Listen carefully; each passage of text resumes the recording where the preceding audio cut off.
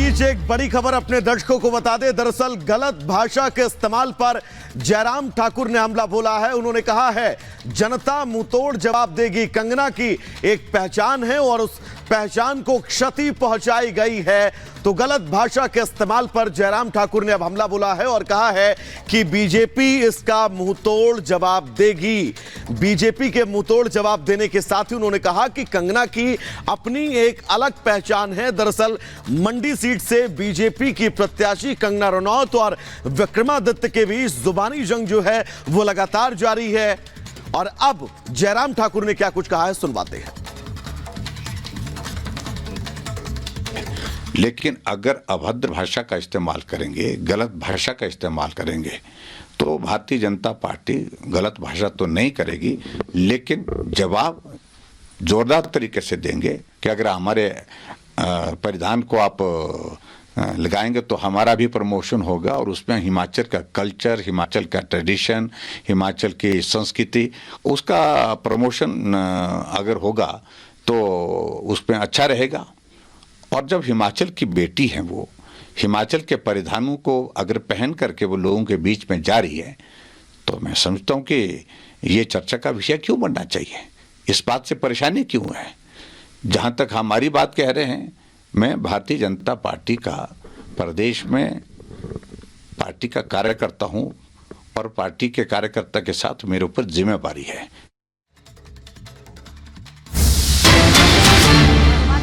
की नेता प्रतिभा सिंह ने कंगना रनौत पर टिप्पणी की है। कंगना की रैली में भीड़ पर कसा तंज, कहा हसीन परी कैसी दिखती है, ये लोग देखने आते हैं, कोई वोट नहीं देगा। भीड़ लग रही है इसका मतलब ये नहीं कि लोग वोट देंगे। टिप्पणी की कि वो हीरोइन है, हसीन है, इसलिए लोग उन्हें देखने आ जाते हैं। अब लोग भी जब उसमें फेसबुक में देखते हैं या उसमें व्हाट्सएप पे देखते हैं तो लोगों को होता हमने भी शानी थी जी, हमने भी देखनी थी कैसी है वो हसीन परी। तो उसको देखने के लिए भी लोग जा रहे हैं, देखने के लिए जा रहे हैं भाई हमने भी देखनी क्या चीज है वो। पर वो वोट में नहीं कन्वर्ट हो सकते वो लोग, उनका वोट नहीं जा सकता। ठीक है, उसको मौका मिलता, 8-10 साल काम करती तो लोग उसको सराहते।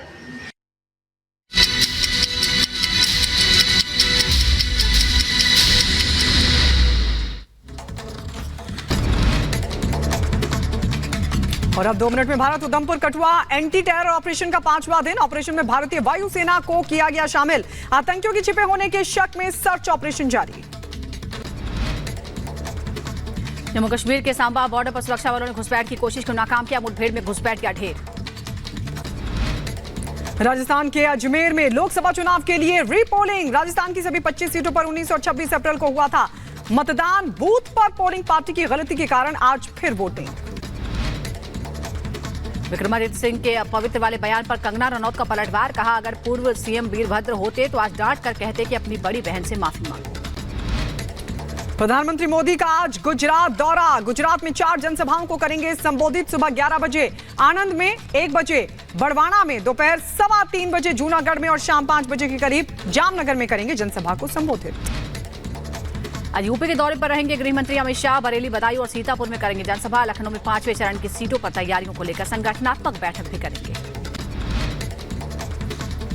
उत्तर प्रदेश के सीएम योगी आदित्यनाथ आज सैफई परिवार के गढ़ वाली मैनपुरी लोकसभा क्षेत्र में करेंगे रोड शो। बीजेपी प्रत्याशी जयवीर सिंह को जिताने की करेंगे अपील। रोड शो के बाद सीएम योगी दोपहर 1 बजे एटा में जनसभा को करेंगे संबोधित।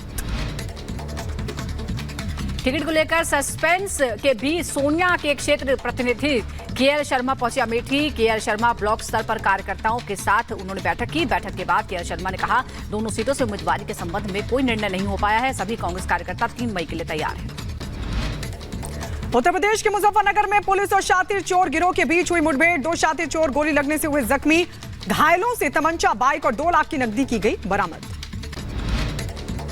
यूपी के गाजीपुर में ड्यूटी पर तैनात पुलिसकर्मियों से मारपीट और फायरिंग का मामला सामने आया है। पुलिस ने 9 फर्जी किन्नरों को गिरफ्तार करके जेल भेजा। उत्तर प्रदेश के अलीगढ़ में दिन दहाड़े ज्वेलर्स के घर लूट की कोशिश का मामला है सामने। घर में मौजूद महिलाओं के शोर मचाने पर बदमाश मौके से फरार। घटना का सीसीटीवी भी आया सामने। पुलिस कर रही मामले की जांच।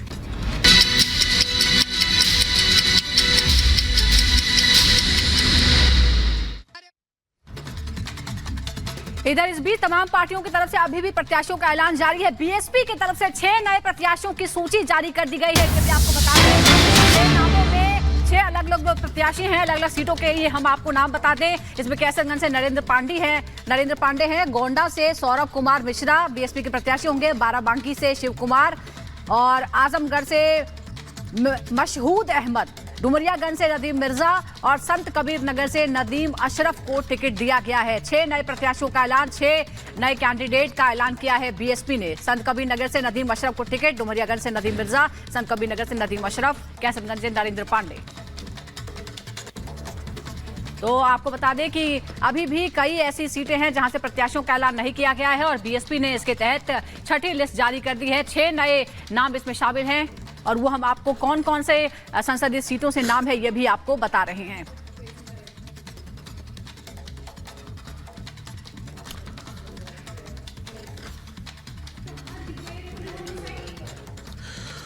तो बीएसपी ने अपने 6 प्रत्याशियों के नामों का ऐलान कर दिया है, लेकिन सबकी नजरें इस वक्त कैसरगंज लोकसभा सीट पर टिकी हुई हैं, क्योंकि कल नॉमिनेशन का आखिरी दिन है और अभी तक बीजेपी ने अपने पत्ते नहीं खोले हैं।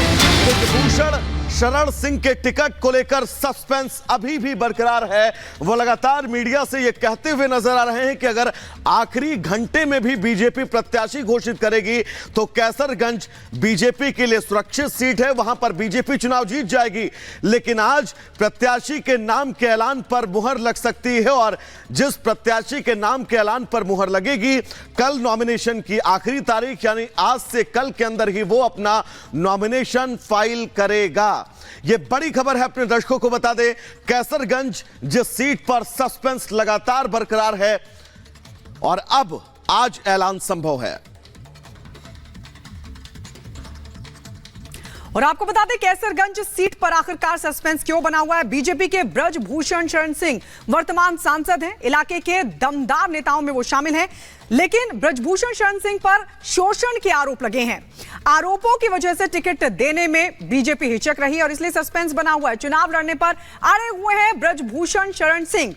आपको बता दें एसपी ने भी उम्मीदवार घोषित नहीं किया है। हालांकि बीएसपी ने नरेंद्र पांडे को उतार दिया कैसरगंज से, लेकिन बीजेपी किसको उम्मीदवार बनाएगी यह अपने आप में बड़ा सवाल बना हुआ है। एक तरफ बीजेपी ने सस्पेंस बनाया हुआ है, दूसरी तरफ ब्रजभूषण शरण सिंह लगातार कॉन्फिडेंस से कह रहे हैं कि वो यहां से चुनाव लड़ने जा रहे हैं। और हमारे सहयोगी अनामिका सिंह काली इस वक्त हमारे साथ जुड़ गए हैं। अनामिका, कैसरगंज पर सबकी निगाहें हैं क्योंकि एक तरफ अब ज्यादा समय बचा नहीं है नॉमिनेशन फाइल करने का। आज तो बीएसपी ने भी अपने उम्मीदवार का ऐलान कर दिया, लेकिन आखिर चल क्या रहा है? क्योंकि ब्रजभूषण शरण सिंह तो सरेंडर करने के मूड में नजर नहीं आते।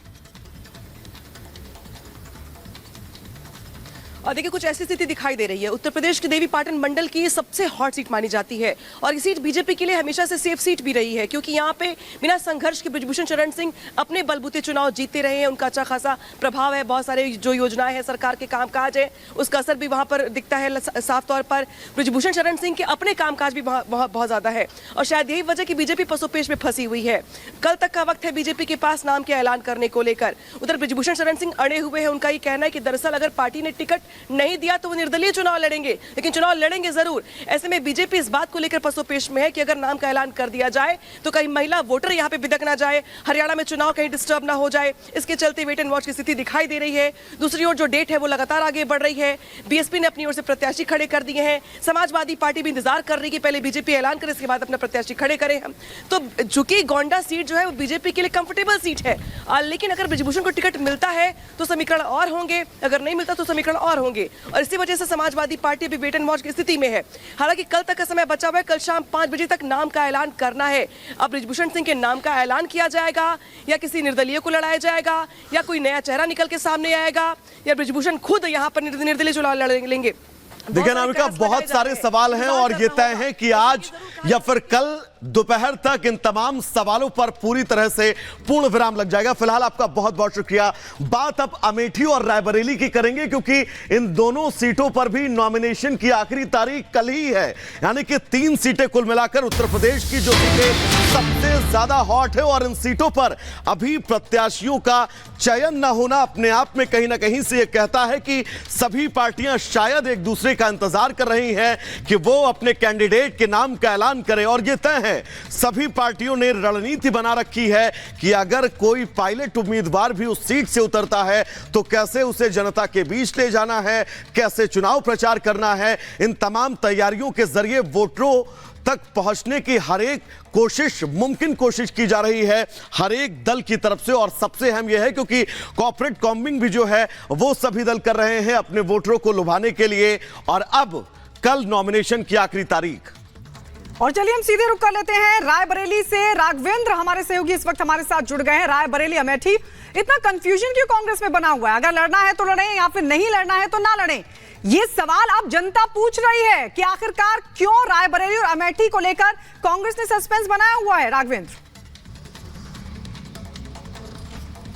बिल्कुल आपने सही सवाल किया है। आज अमेठी और रायबरेली में घर घर में सिर्फ यही चर्चा है कि आखिर कांग्रेस का उम्मीदवार कौन होगा। और ये अमेठी रायबरेली के इतिहास में, यानी देखा जाए 5 दशक के इतिहास में पहली बार यह ऐसा देखा जा रहा है कि इनके अभी प्रत्याशी नहीं उतर पा रहे हैं, जबकि कल नामांकन का लास्ट तारीख है, लास्ट डेट है। आप सोचिए कि कल 3 बजे के बाद नामांकन की जो प्रक्रिया है वो समाप्त हो जाएगी। और आज 2 मई है और आज तक अभी उम्मीदवार का पता नहीं है। लोग रात भर बैठे रहे, मैं स्वयं लगभग 2 बजे रात तक जगा हूं। हो सकता है कि रायबरेली अमेठी की सीट आए तो क्या राजनीति किस ओर करवट लेगी, उस पर मैं कुछ रणनीति के तहत कुछ सोचूं कि आखिर कल क्या करना है। लेकिन रात पूरी निकल गई और हमसे भी ज्यादा इंतजार उनके फॉलोअर्स कर रहे हैं, उनके कार्यकर्ता कर रहे हैं। अमेठी रायबरेली की जो कांग्रेस की जो जनता है वह कर रही है, लेकिन वह लिस्ट नहीं आई। अभी तक लगभग 9 बज चुके हैं, लिस्ट का कोई अता पता नहीं है। अभी नामांकन की प्रक्रिया 11 बजे से शुरू हो जाएगी, 3 बजे तक खत्म हो जाएगी। चूंकि नामांकन सिर्फ एक नामांकन प्रोसेस नहीं है, बकायदे उसके लिए पूरा कागज लिया जाता है, 3 से 4 सेट पेपर लिए जाते हैं, बकायदे उसको भरा जाता है, कोई गलत जानकारी नहीं होती है, उस पर साइन होती है। राघवेंद्र, अब ये देखना होगा कि बीती रात जो खबर आई थी कि सोनिया गांधी ने दोनों से बात की है और उन दोनों का आदेश दिया है कि दोनों रायबरेली और अमेठी से लड़े, उसके बाद क्या नतीजा होता है, क्या फैसला लिया जाता है। शुक्रिया आपका फिलहाल जानकारी के लिए। उत्तर प्रदेश की 3 सीटों पर नामांकन की आखिरी तारीख 3 मई यानी कल है, लेकिन अब तक प्रत्याशियों का पता नहीं है। इनमें 2 सीटें न सिर्फ सबकी नजरें इन पर टिकी हुई हैं, बल्कि सवाल भी उठ रहे हैं क्योंकि ये तो परिवार का गढ़ है। तो आखिर इस पर इतना सस्पेंस क्यों है, इसे लेकर इतना डर क्यों है, इस रिपोर्ट में आपको बताते हैं।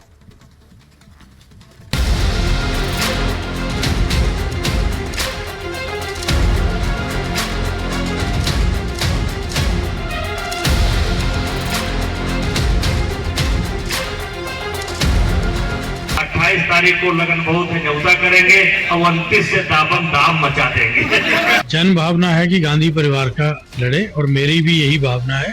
बैठक पर बैठक,